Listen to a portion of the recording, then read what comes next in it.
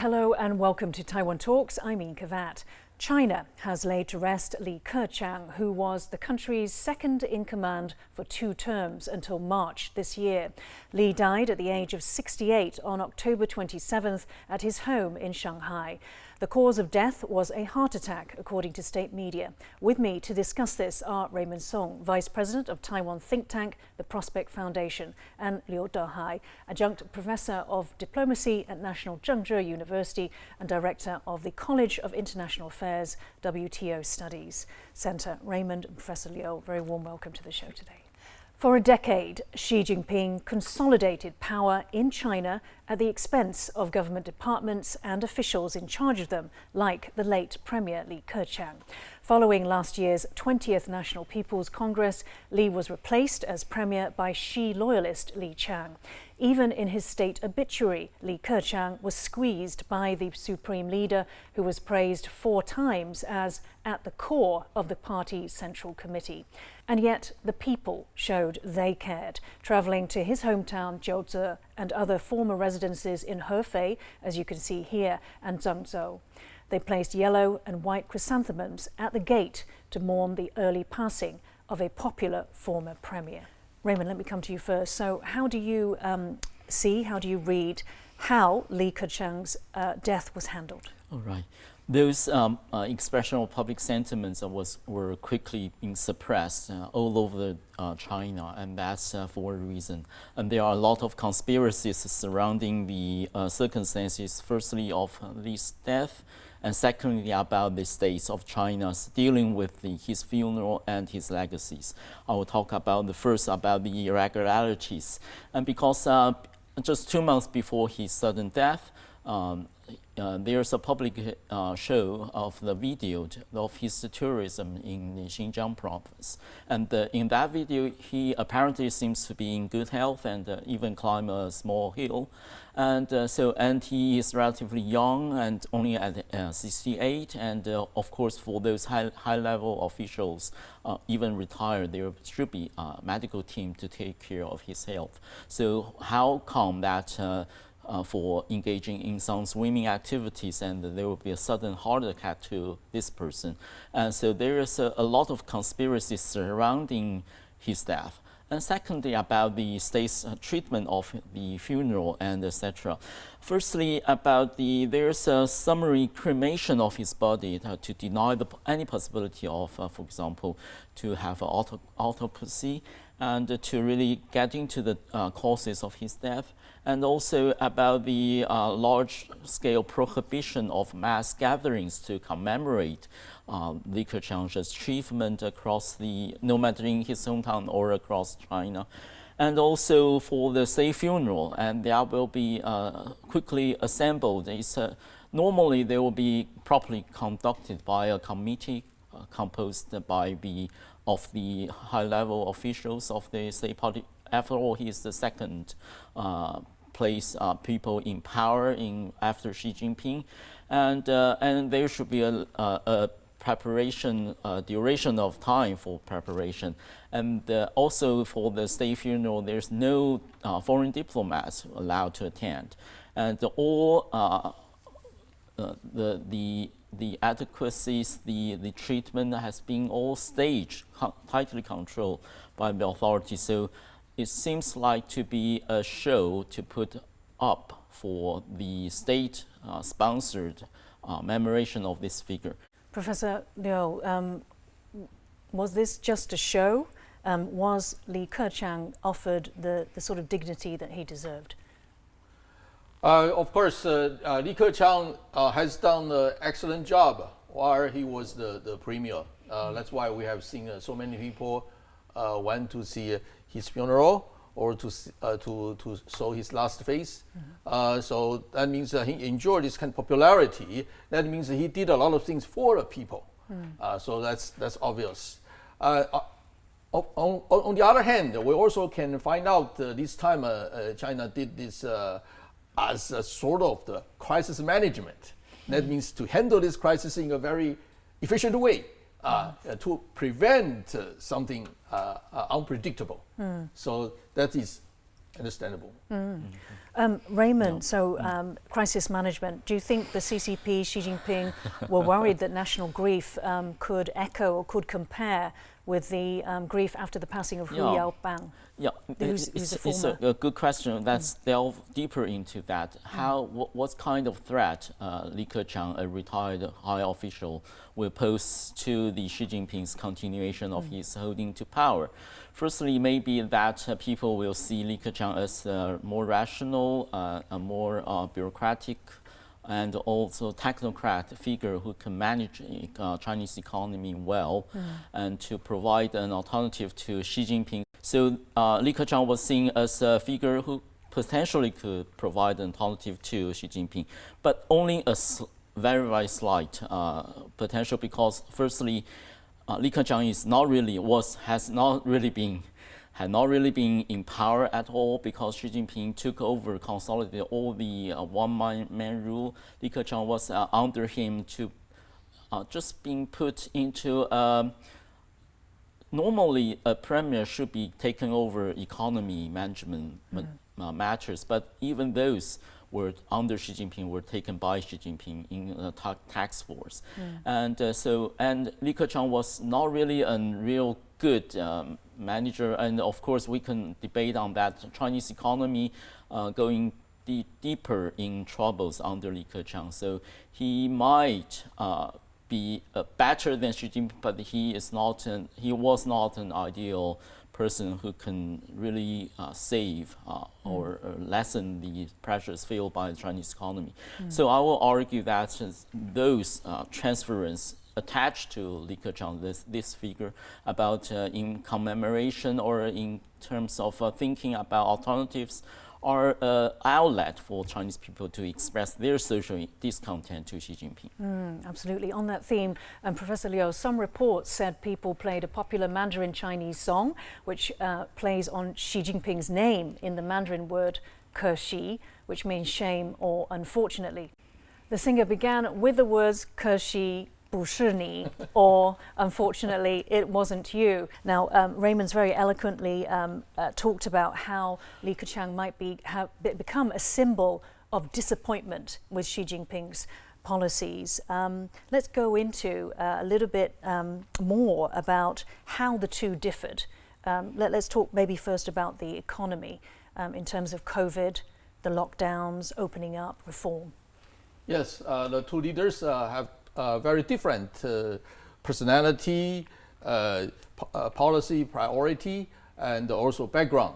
For example, like personalities, why Chinese like Li Keqiang, because he was outspoken and pragmatic and to the point, and most important, approachable.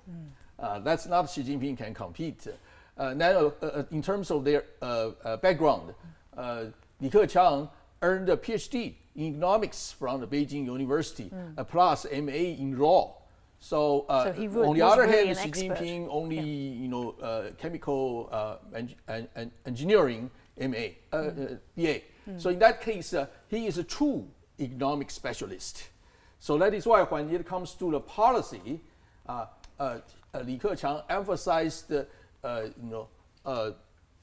economics is economics. That means emphasize the reform in order to improve the economy. So in terms of what's so-called the economics, three pillars can be identified. Number one is deceleration. That means no stimulus. Number two is deleveraging. That means reduce the debts as much as possible, control the credit line. Then the third part is the economic reform. That means the liberalization of the financial system, land, monopolies, All right. So that's what he has tried to do. But unfortunately, Xi Jinping favored to put the politics ahead of economics. All right. He wants to everything under control and monitored, no matter it's individual or company or tech giants. All right, everything should be under control by party. Of course, himself. So this is so this big difference. So that is why, unfortunately, when we look at the Chinese politics, There's always two groupings competing with each other, and most of the time, this kind of reformed mind, reformists suffered. We just mentioned about Hu Yaobang. Hu Yaobang is regarded as very active economic reformer, and he suffered in 1987. Then Zhao Ziyang, 1989. And then the only one a little bit successful is Zhu Rongji. He was able to put China in the WTO and sign the FTA with ASEAN countries. But later, he also sacked. So now this Li Keqiang. All of people belong to the reformist mind leaders. They all suffered. Right, yes. Let's delve a little bit deeper, Raymond. Later on in the show, Tong Zhao from the Carnegie Endowment for International Peace tells me Li was a rare CCP leader who dared to speak truth, and I think this is also what Professor Liu has said. Now, this is one example. Let's show it. In May 2020, in a press conference addressing COVID, Li Keqiang says there are still some 600 million people earning a medium or low income, or even less. Their monthly income is barely 1,000 renminbi or yuan, which is $140. This is a monthly income. It's not even enough to rent a room in a medium-sized Chinese city. So, Raymond, how can we interpret, Li's honesty here, the fact that he has diverged publicly from the Chinese party narrative, and how does this reflect on what's happened to him? Oh, right, yeah. Of course, Li Keqiang was quite careful to paint his own pictures as a leader who feel the pain or feel what at the grassroots people feels. For example, in terms of occurrence of natural disaster, Li will show that he are willing to be visited those areas suffering from those, for example, flood, and also he dared to speak out to in contradiction of Xi Jinping's policy. And that one we just saw are referring to Xi's boasting about all of the Chinese people has been live above the poverty line, and the China has really got rid of the poverty question. But Li Keqiang was able to speak to truth to the power. And also there's another example saying that we should not totally abandon strict vendors economy, because that's really embedded to the Chinese social life, and those are in contradiction to Xi Jinping's very suppressive policy to remove those people and get those people out of Beijing, for example. So Li Keqiang maybe get angry responses or being remembered by the Xi Jinping as cautioned him that Li Keqiang dared to speak and maybe have some political maneuver behind him, and wanted to gather peoples who may have different opinions, not really oppose Xi Jinping's or dare to challenge Xi Jinping's power. And Li Keqiang was considered as such kind of figure. And also at the venue of the 20th National Congress, when there's a scene that Hu Jintao, the previous leader of China, was escorted out of the venue by the Xi Jinping's order. And at the very last moment when Hu Jintao had to walk out, he patted the shoulder of Li Keqiang, seems to say, you better take care, be very careful about about what happened to me, and you may be the next one.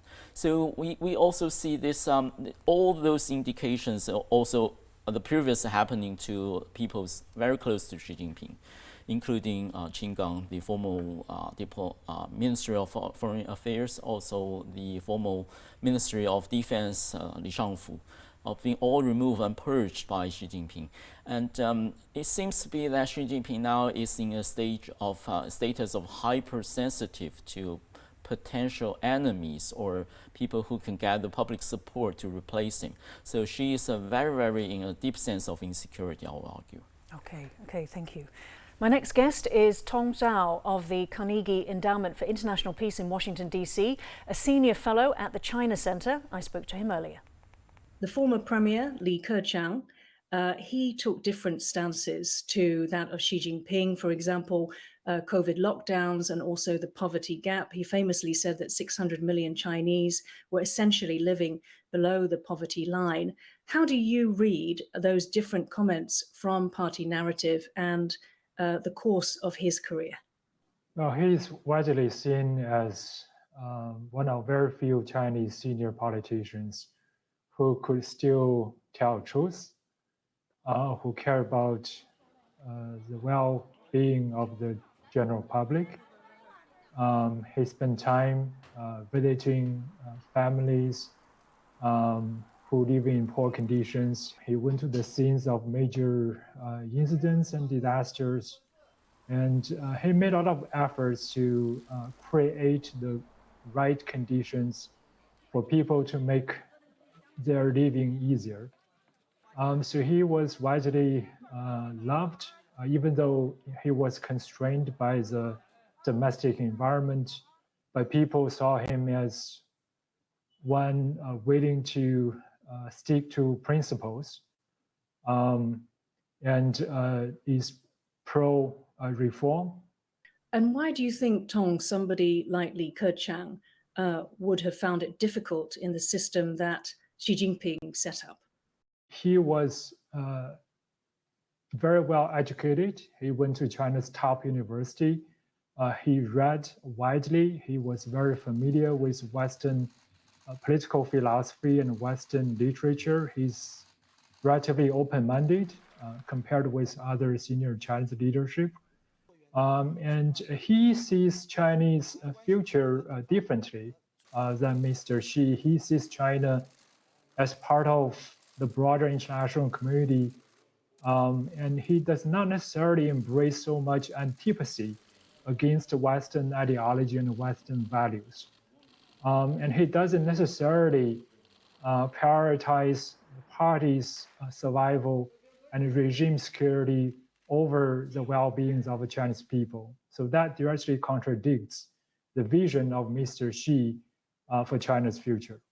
You've written about Xi's approach or philosophy, and one of the factors is that he demands absolute loyalty. So what impact does this have on the CCP, on people like Li Keqiang, on China as a whole? Mr. Xi's demand for absolute loyalty certainly constrains what other leaders can do.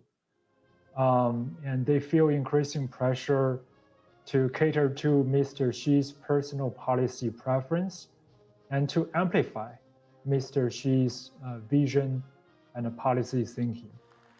So that creates a strong echo chamber in which everyone tries to speak the same voice and rarely dares to express different views or perspectives. I think that's a reason why we see an increasing worrisome trend where the quality of China's strategic decision-making is being questioned.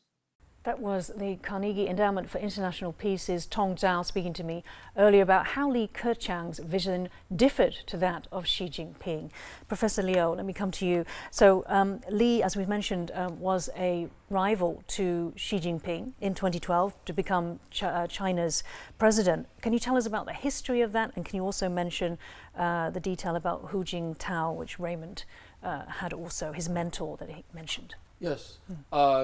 Li Keqiang actually came from the populist group, while the other group is Prince Lin coalition. Which is Xi Jinping. Yeah, for those people who came from the family of veteran revolutionaries or high-ranking officials like Xi Jinping, Bo Xilai, All right. So that is why they have under Deng Xiaoping, he favored the coalition politics. He did not want to see the bloody power struggle anymore, like Mao period. So that is why he promoted this kind of coalition politics. Then Li Keqiang just followed this kind of approach, but not Xi Jinping. Xi Jinping favored a sort of the predominant leadership style, like Mao Zedong. So that is why, after the 20th Party Congress, we can easily find out that now he has already dominated his power. That is why Li Keqiang lost this kind of power struggle. Anyway, this kind of a nice people can hardly survive in this kind of the power struggle. Yeah. Let me quote you, Raymond, something from Wu Guoguang, a scholar at Stanford University Center. He said, Li Keqiang had power to deal with Xi Jinping, but he didn't use it. When Xi Jinping became strong, he just retreated. Yeah. Do you think that he could have actually provided any sort of counterweight to Xi Jinping, given Xi Jinping's thirst for power? Yeah. If we take the actual circumstances of Xi Jinping's taking over, the early period of Xi Jinping taking over, actually he managed to get rid of his potential enemies, including Bo Xilai, and including those people who been suppressed under the flag of anti-corruption. And so there's already a purge of the potential enemies around the circle. And Li Keqiang saw that very clearly, of course. And of course, he did retreat from Xi Jinping's advance, getting more powers under him, and he didn't struggle with him to confront him directly. Yes, because he wanted to survive himself. Yes, I think that's a prudent decision made by him. Yeah, no. And so, Professor Liu, how much change, how much could he contribute from within? He needed to survive. He was pro-reformist. He was pro-opening up maybe more to the West, as we heard that from Tong Zhao. How much did he actually manage to achieve in the 10 years? It's really not easy because, as I just mentioned, he came from a populist group. So that means that they could hardly compete with a Prince Lin group like Xi Jinping. And Xi Jinping also enjoyed a special background because his father was the number 3 top military leader in the Western North military clique. So that is why he enjoyed this party and in particular military security guy support. This is very important. So in that case, like Hu Jintao, Hu Yaobang, and Li Keqiang, all the same. They came from the populist group, in particular, Communist Youth League.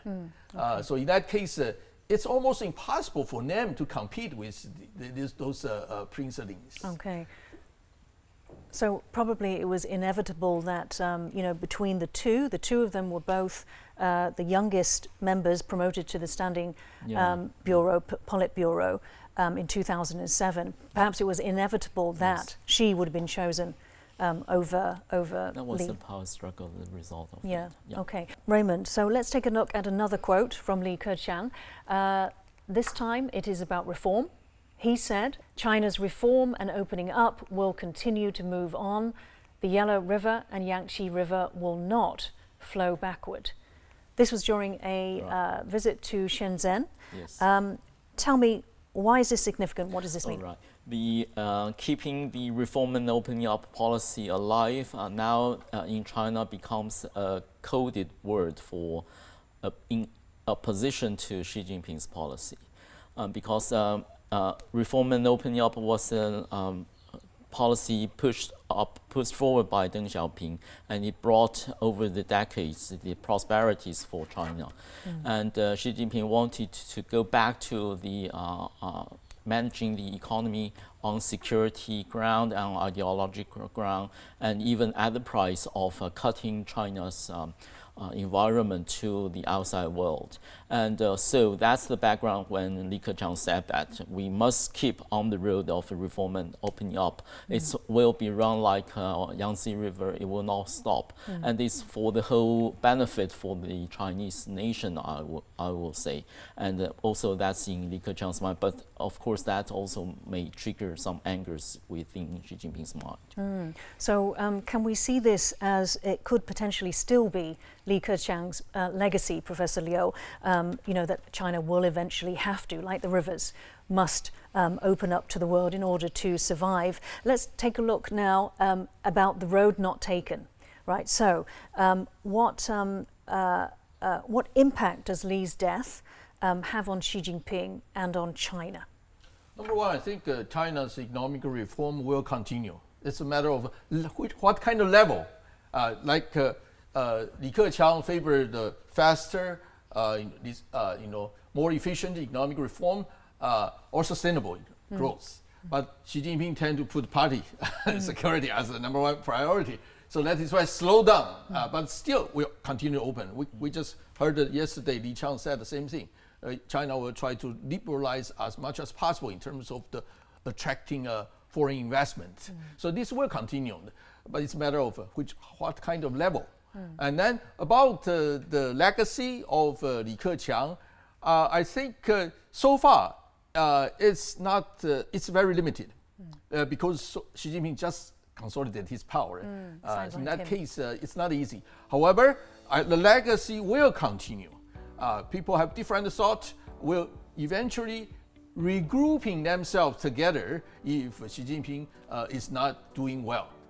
Yes. Raymond and Professor Liu, thank you so much for joining Taiwan Talks today. If you liked our show, please search for us on YouTube, give us a thumbs up and hit subscribe to our channel. Thank you for watching the show today. Stay safe and see you next time.